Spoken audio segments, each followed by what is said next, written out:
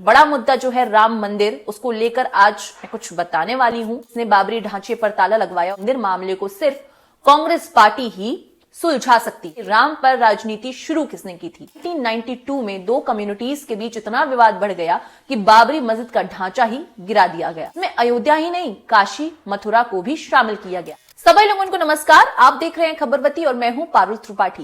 Congress party ने राम मंदिर की प्राण प्रतिष्ठा में जाने से इनकार कर दिया है। कह दिया है कि इन्विटेशन हम स्वीकार नहीं करेंगे।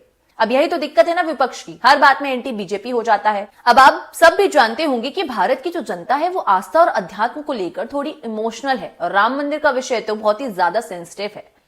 कब क्या करना है इनको समझ नहीं आता है। सारे काम सही करते हैं, आखिरी में जाके कुछ ऐसा कर देते हैं जो इन पर ही उल्टा पड़ जाता है। लेकिन अब क्या करें, इन्हें बीजेपी की तरह स्ट्रैटेजी और पीआर नहीं पता है ना। दिक्कत तो यही है कि थोड़ा तो उनसे अलग करके कुछ तो अच्छा कर लें। लेकिन खैर, इस देश में इमोशनल चीजों पर आपको जैसे बात करनी चाहिए अब वैसे ही कर सकते हैं। इसके साथ ही बड़ा मुद्दा जो है राम मंदिर, उसको लेकर आज मैं कुछ बताने वाली हूं और कांग्रेस वासियों को भी बताना चाहती हूं जो ये शायद भूल गए हैं कि राम पर राजनीति शुरू किसने की थी? कांग्रेस ने। इस पर बात होगी और इन सवालों पर भी कि कब बाबरी ढांचे में रामलला की मूर्तियां प्रकट हुई, किसने राम के नाम पर राजनीति शुरू करी, किसने बाबरी ढांचे पर ताला लगवाया और किसने ये ताला खुलवाया। इन सभी सवालों पर इस वीडियो में बात होगी। लेकिन उससे पहले अगर अभी तक आपने इस चैनल को सब्सक्राइब नहीं किया है तो कृपया कर लीजिए। यह आपके लिए बिल्कुल फ्री है, लेकिन इससे मेरी बहुत मदद होगी।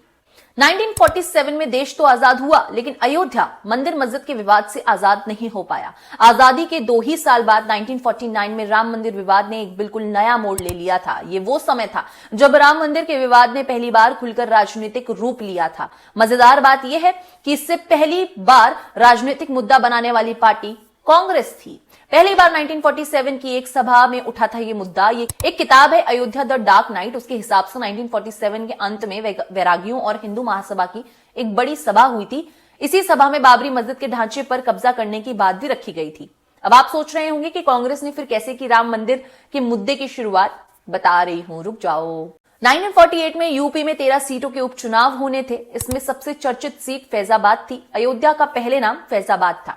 यहां समाजवादी पार्टी के नेता और कांग्रेस के नेता आमने सामने थे। तभी समाजवादी की मजबूती को देखकर कांग्रेस ने पहली बार राम नाम का सहारा लिया था। वहां कांग्रेस के उम्मीदवार ने जनता को यह भरोसा दिलवाया था कि वो राम जन्मभूमि को विरोधियों से दूर करवाएंगे और इस तरह से भरोसा दिलवाया गया था कि मंदिर मामले को सिर्फ कांग्रेस पार्टी ही सुलझा सकती है। फिर क्या था, राम का नाम का जादू चल गया और उपचुनाव में कांग्रेस जीत गई और इसके साथ राम मंदिर का मुद्दा शुरू हो गया। उसके बाद एक रिपोर्ट जारी हुई जिसमें वक्फ इंस्पेक्टर मोहम्मद इब्राहिम के हिसाब से बाबरी ढांचे पर कुछ लोग जबरन रामायण का पाठ करते थे। उसके बाद एक और रिपोर्ट आई कलेक्टर के पास जिसमें कहा गया कि बाबरी मस्जिद के ढांचे के पास एक छोटा सा मंदिर है। बात वहां रुकी नहीं। 1949 में एक नया विवाद शुरू हुआ जिसमें यह हुआ कि बाबरी मस्जिद के ढांचे के अंदर भगवान राम की मूर्ति पाई गई है। हिंदू संगठनों का कहना था कि वहां पे स्वयं खुद राम भगवान प्रकट हुए हैं। बस फिर इसके बाद मुस्लिम पक्ष ने उनका विरोध किया और केस दर्ज हो गया। इसके बाद ही नेहरू ने पंत को एक पत्र लिखा था। उस पत्र में लिखा था उन्होंने कि अयोध्या की घटना ने मुझे विचलित कर दिया है। जो हालात हैं उसे खतरनाक मिसाल कायम की जा रही है जिसका परिणाम भी अच्छा नहीं होगा। केस दर्ज हो चुका था तो कार्रवाई हुई और बाबरी मस्जिद के ढांचे पर कोर्ट ने ताला लगा दिया। इसके बाद 1950 में फिर शुरू हुई कानूनी लड़ाई और फिर मामला शांत हो गया।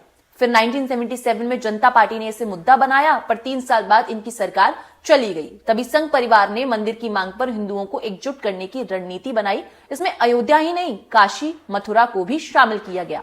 80 के दशक में भी मुद्दा काफी गर्म आया।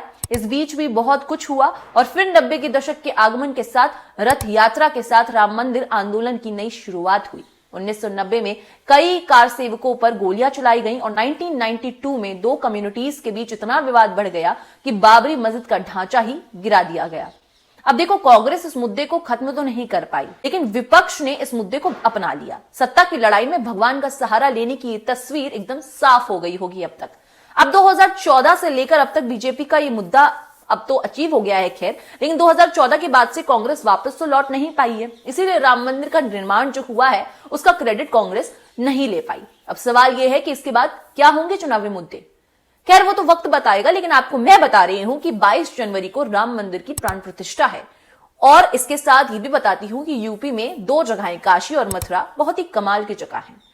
आपको वक्त मिले तो जरा घूम आइएगा। तो राम मंदिर को लेकर ये जो जानकारी थी, तो आशा करती हूं कि आपको पसंद आई होगी और ये वीडियो भी अच्छा लगा हो तो इसे लाइक कर दीजिए। आज के वीडियो में बस इतना ही। चैनल को जरूर सब्सक्राइब कर लीजिए। खबरवती को इसी तरह ढेर सारा प्यार देते रहिए। शुक्रिया।